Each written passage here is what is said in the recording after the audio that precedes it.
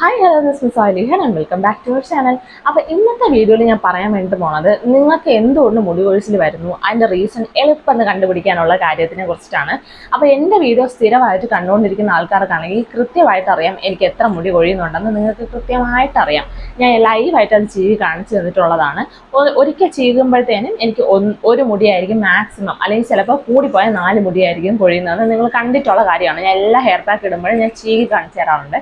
പക്ഷേ കഴിഞ്ഞ ഫെബ്രുവരി മുതൽ ഈ ഒരു മാർച്ച് ടൈം വരേക്കും എൻ്റെ മുടി കൊഴിഞ്ഞുകൊണ്ടിരുന്നത് ഒരു തവണ ചീകുമ്പോൾ ഇത്രയാണ് എൻ്റെ മുടി കൊഴിഞ്ഞുകൊണ്ടിരുന്നത്. ഞാൻ എടുത്തു വെച്ചാണ് കേട്ടോ ഒരു പ്രാവശ്യം കൊഴിഞ്ഞപ്പോഴത്തേനും. അത് ഒരു 4 മുടിന്ന് ഇത്രയും മുടി എന്ന് പറയുമ്പോൾ അത് എന്തോരം ഡിഫറൻസ് ആണ്, അത് പെട്ടെന്നുണ്ടായ ചേഞ്ച് എന്തോരമാണ്. അപ്പം നമ്മളത് എങ്ങനെ അഫക്റ്റ് ചെയ്യുമെന്നുള്ളത് നിങ്ങൾക്ക് മനസ്സിലാവുമായിരിക്കും. കാരണം ഓൾറെഡി മുടി കൊഴിച്ചിലുള്ള ഒരുപാട് ആൾക്കാർ ഇത് കാണുന്നുണ്ടായിരിക്കും. അപ്പം എനിക്ക് നിങ്ങളോട് പറയാനുള്ള കുറച്ച് കാര്യങ്ങളാണ് ഞാൻ ഈ വീഡിയോയിൽ ഷെയർ ചെയ്യാൻ വേണ്ടി പോകുന്നത്. എൻ്റെ ഒരു എക്സ്പീരിയൻസ്, എൻ്റെ കണ്ടുപിടുത്തം, എൻ്റെ ഒബ്സർവേഷൻ എന്നാണ് ഞാൻ പറയുന്നത്. നിങ്ങൾക്കത് വർക്കാവുമോ എന്ന് നോക്കുക. ഒന്നാമത്തെ കാര്യം, എൻ്റെ ഈ മുടി കൊഴിച്ചിൽ എന്തുകൊണ്ടുണ്ടായി എന്നുള്ളത് എനിക്ക് വ്യക്തമായിട്ട് അറിയാം. അത് തന്നെയാണ് എൻ്റെ ഒന്നാമത്തെ പ്ലസ് പോയിന്റ്. അപ്പം നിങ്ങൾക്ക് എന്തെങ്കിലും മുടി കൊഴിച്ചിലുണ്ടെങ്കിൽ നിങ്ങൾ ആദ്യം അതിൻ്റെ എന്താണ് റീസൺ എന്ന് കണ്ടുപിടിക്കുക. കാരണം ഇപ്പം നമ്മൾ നോർമലി നമുക്ക് മുടിയുടെ ഒരു രീതി കാണുമല്ലോ. എനിക്കിപ്പം മുടി ചീകുമ്പോൾ ഇത്രേ കൊഴിയാറുള്ളൂ, എൻ്റെ മുടിക്ക് ഇങ്ങനത്തെ പ്രശ്നങ്ങളൊന്നുമില്ല. പെട്ടെന്ന് ഒരു ദിവസം അതൊക്കെ മാറുകയാണ്. പെട്ടെന്ന് ഒരു സുപ്രഭാതത്തിൽ നിങ്ങളെ മുടി ഭയങ്കരമായിട്ട് കൊഴിയുന്നു, അല്ലെങ്കിൽ പെട്ടെന്ന് ഡാൻഡ്രഫ് വന്നു, പെട്ടെന്ന് പൊട്ടിപ്പോകുന്നു. ഇങ്ങനെയൊക്കെ പെട്ടെന്നൊരു ചേഞ്ച് ഉണ്ടാവുകയാണെങ്കിൽ നമ്മളൊന്ന് ഇരുത്തി ചിന്തിച്ച് നോക്കണം. നമ്മൾ കഴിച്ച ഫുഡിന് എന്തെങ്കിലും കുഴപ്പമുണ്ടോ, പുതുതായിട്ട് എന്തെങ്കിലും ഫുഡ് കഴിച്ചോ, ഇല്ല നമ്മൾ പുതുതായിട്ട് ഏതെങ്കിലും വെള്ളം യൂസ് ചെയ്തോ, ഇല്ലെങ്കിൽ നമുക്ക് ടെൻഷൻ ഉണ്ടായോ, സ്ട്രെസ് ഉണ്ടായോ, എക്സാം ടൈം ആണോ, അങ്ങനത്തെ എന്തെങ്കിലും പ്രശ്നങ്ങളുണ്ടോ, പേഴ്സണൽ പ്രശ്നങ്ങളുണ്ടോ, അങ്ങനെ എന്തെങ്കിലും നമ്മൾ ചിന്തിച്ച് നോക്കണം. പെട്ടെന്ന് നമ്മുടെ ലൈഫ് സ്റ്റൈലിൽ എന്തെങ്കിലും ചേഞ്ച് വന്നോ എന്ന് നമ്മൾ ഉറപ്പായിട്ടും ചിന്തിച്ച് നോക്കിയാലേ നമുക്ക് അതിനുള്ള ഉത്തരം കിട്ടത്തുള്ളൂ. ആ ചിന്തിച്ച് നോക്കുന്ന ഉത്തരത്തിൽ തന്നെ നിങ്ങളുടെ മുടി കൊഴിച്ചിലിൻ്റെ ആ റീസൺ ഒളിഞ്ഞു കിടപ്പുണ്ട്. ആ റീസൺ കണ്ടുപിടിച്ചാൽ മുടി കൊഴിച്ചിൽ മാറ്റാൻ ഭയങ്കര എളുപ്പമാണെന്ന് വെച്ചാൽ ഭയങ്കര എളുപ്പമാണ്. ഇപ്പം എൻ്റെ കാര്യം എടുത്ത് നോക്കുകയാണെങ്കിൽ സ്ട്രെസ്സും ടെൻഷനും കാരണമാണ് 4 മുടിയും ഇത്രയും മുടി കൊഴിയാൻ വേണ്ടിയിട്ട് തുടങ്ങിയത്. അപ്പം എനിക്ക് ആ റീസൺ അറിയാലോ. അതുകൊണ്ട് ഞാൻ എന്ത് ചെയ്യുന്നത് വെച്ചാൽ, ഞാൻ ഓൾറെഡി എനിക്ക് ടെൻഷനുണ്ട്. കാരണം എന്താ, എൻ്റെ അമ്മയുടെ സർജറി, പിന്നെ ഞങ്ങൾ ഫെബ്രുവരി തൊട്ടേ ഹോസ്പിറ്റൽ അത് ഇതെന്ന് പറഞ്ഞ് അലഞ്ഞ് നടക്കും. അപ്പോൾ അതിൻ്റെയൊക്കെ ടെൻഷനാണ് എനിക്ക്. അപ്പോൾ എനിക്ക് ഓൾറെഡി അറിയാം ഇതാണ് എൻ്റെ ടെൻഷൻ, ഇതാണ് എൻ്റെ പ്രോബ്ലം, ഇതുകൊണ്ടാണ് എനിക്ക് മുടി കൊഴിയുന്നത് അറിയാം. അപ്പം ഓൾറെഡി മുടിയുള്ള ഞാൻ ഇത് കൊഴിഞ്ഞ് ഞാൻ മൊട്ടയായി പോകുമെന്ന് പറഞ്ഞ് ഒന്നുകൂടെ ടെൻഷൻ അടിച്ചാൽ ഇതിൻ്റെ കൊഴിച്ചിലിൻ്റെ എണ്ണം കുറച്ചുകൂടെ കൂടും.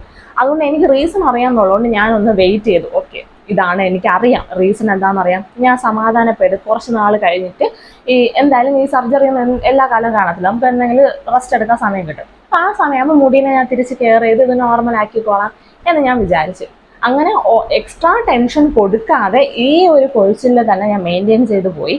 എന്നിട്ട് ഞാൻ തിരിച്ച് വീട്ടിൽ വന്നിട്ട് ഈ നിമിഷം ഈ വീഡിയോ റെക്കോർഡ് ചെയ്യുന്ന ദിവസം വരെ ഞാൻ ഒരു ഹെയർ പാക്ക് പോലും ഇട്ടിട്ടില്ല, ഒരു ഹെയർ കെയറോ ഒന്നും തേച്ചിട്ടില്ല. ആകപ്പാടെ വീട്ടിൽ വന്നിട്ട് ഞാൻ എൻ്റെ മുടിയിൽ തേക്കുന്ന ഓയിലുണ്ടല്ലോ, ഞാൻ റോസ്മേരി ഓയിൽ ഞാൻ കാണിച്ചിട്ടുണ്ടല്ലോ പ്രിപ്പറേഷനൊക്കെ, ആ ഓയിൽ മാത്രമാണ് തേച്ചത്.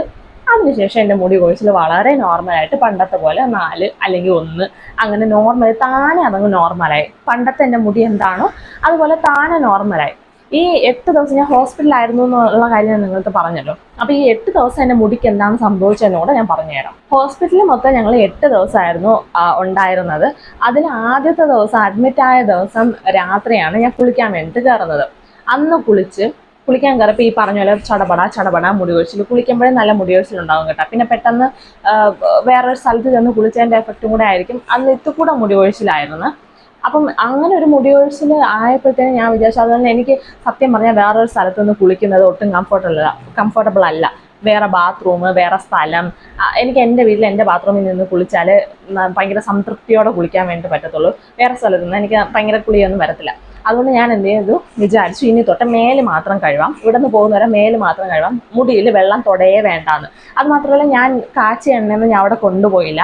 അതുപോലെ നമ്മൾ 20 രൂപ കിട്ടുന്ന പാരച്യൂട്ടിൻ്റെ എണ്ണ ഉണ്ടല്ലോ, അതാണ് കൊണ്ടുപോയത്. അപ്പോൾ ഫസ്റ്റ് ഡേ അത് വെച്ചിട്ടാണ് എണ്ണ തേച്ചിട്ട് കുളിച്ചത്. അപ്പം ഈ പറഞ്ഞ പോലെ മുടി കൊഴിച്ചിലെ പ്രശ്നം ഉണ്ടായിരുന്നു. അതുകൊണ്ട് ഞാൻ നെക്സ്റ്റ് ഡേ തൊട്ടിട്ട് മുടി കുളിച്ചതേ ഇല്ല. കണ്ടിന്യൂസ് ആയിട്ട് 8ാമത്തെ ദിവസം ഞങ്ങൾ വീട്ടിൽ വന്നു. അപ്പോൾ ഏകദേശം 6 ദിവസം അവിടെ ഉണ്ടായിരുന്ന 6 ദിവസം ഞാൻ മുടിയിൽ എൻ്റെ മുടി വെള്ളമേ കണ്ടിട്ടില്ല. അപ്പം ഈ മുടിയിൽ പൊടി, അവിടെ നമ്മൾ എന്തായാലും റൂമിൻ്റെ അകത്ത് മാത്രമല്ലല്ലോ ഇരിക്കുന്നത്, ഇറങ്ങി പുറത്തോട്ടൊക്കെ ഇറങ്ങും, മെഡിസിൻ വാങ്ങാൻ പുറത്തോട്ടൊക്കെ ഇറങ്ങും. അപ്പോൾ അവിടെ ഒരു ഹില്ലി ഏരിയ ആണ്. അപ്പോൾ കുറച്ച് പൊടിയും വെയിലൊക്കെ ഉള്ള സ്ഥലമാണ്. വെയിലടിച്ച് മുടിയിൽ വെള്ളം തൊടാതെ, എണ്ണ തൊടാതെ ഒന്നാമത് ഡ്രൈ ഹെയറും കൂടെ ആയതുകൊണ്ട് എണ്ണ തൊട്ടില്ലെങ്കിൽ പടയെന്ന് പറഞ്ഞ് പൊട്ടും.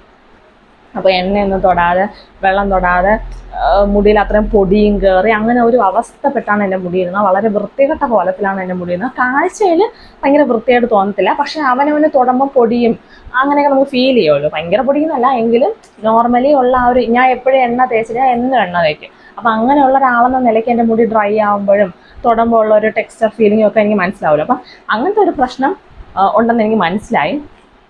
പക്ഷെ എന്നിട്ട് ഞാൻ ആ ഹോസ്പിറ്റലിൽ നിന്ന ദിവസം അത്രയും മുടി കഴുകിയില്ല.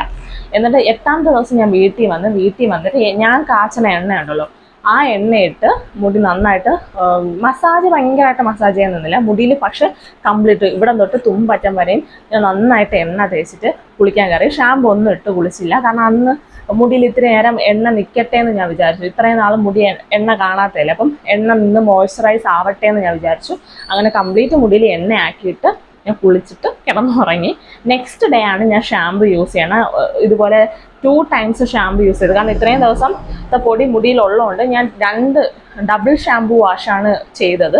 2 പ്രാവശ്യം ഷാമ്പു യൂസ് ചെയ്ത് ഒറ്റ തവണ നന്നായിട്ട് വാഷ് ചെയ്ത് കണ്ടീഷണറും ഇട്ടിട്ട് ഇങ്ങനെ ഇറങ്ങി. അതാണ് ഞാൻ മുടിക്ക് വീട്ടിൽ വന്നിട്ട് ചെയ്ത ആകപ്പാടെ ഉള്ള കെയർ. പിന്നെ കണ്ടിന്യൂസ്ലി ഇന്ന് ഈ ദിവസം വരെ കണ്ടിന്യൂസ്ലി ഞാൻ കാച്ചിയ എണ്ണയാണ് യൂസ് ചെയ്തുകൊണ്ടിരുന്നത്. ആ എണ്ണ ഇപ്പോൾ തീർന്നു, ഇനിയിപ്പോൾ പുതിയ സെറ്റ് കാച്ചണം. അപ്പോൾ ഇതായിരുന്നു എൻ്റെ ഇത്ര ദിവസം ഹെയർ കെയർ. ഇതിൽ ഞാൻ പറഞ്ഞില്ലേ 8ാമത്തെ ദിവസം വീട്ടിൽ വന്ന് കുളിച്ചു വന്ന്, ആ ദിവസം വരെയാണ് എനിക്ക് ലാസ്റ്റായിട്ട് ഹെയർ ഫോൾ ഉണ്ടായത്. അതിനുശേഷം വീട്ടിൽ വന്നപ്പോഴത്തേനും ഈ ഹോസ്പിറ്റലിൽ പോകുന്ന ടെൻഷൻ അങ്ങനത്തെ കാര്യങ്ങളൊക്കെ കംപ്ലീറ്റ്ലി തീർന്നല്ലോ.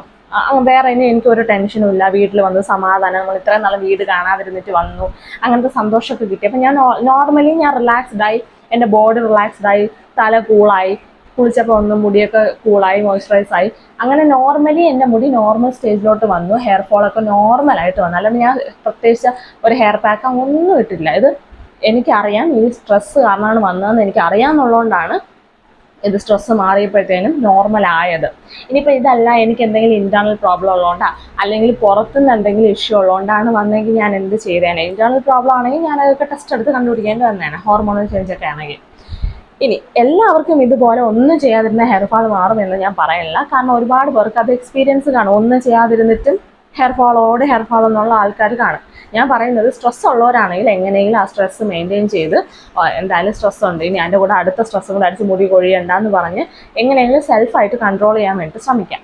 ഇനി അതല്ല, നിങ്ങൾക്ക് ഒരു രീതിക്കും ഹെയർ ഫാൾ മാറുന്നില്ലെങ്കിൽ ഞാൻ ഓൾറെഡി ഹെയർ ഫാളിനുള്ളൊരു ഹെയർ പാക്ക് ചെയ്തിട്ടുണ്ട്.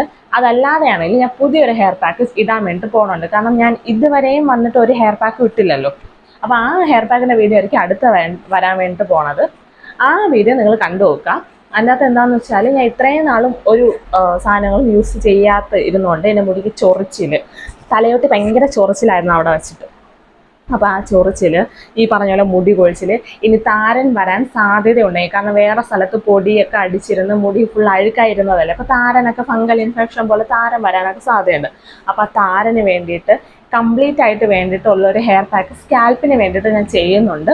അപ്പോൾ ആ വീഡിയോ നിങ്ങൾ കൃത്യമായിട്ട് കണ്ടു നോക്കാം. മുടി കൊഴിച്ചിലിന്, ചൊറിച്ചിലിനും ഡാൻഡ്രഫിനും നിങ്ങൾക്ക് പരിഹാരം വേണം എന്നുള്ളവരാണെങ്കിൽ അതൊന്ന് കണ്ടു നോക്കുക. അത് ഉടനെ തന്നെ ഞാൻ അപ്ലോഡ് ചെയ്യാം. അപ്പോൾ ആ വീഡിയോ കണ്ടിട്ട് നിങ്ങളുടെ അഭിപ്രായം ഒന്ന് ചെയ്ത് നോക്കിയിട്ട് ഒന്ന് അഭിപ്രായം പറയണേ.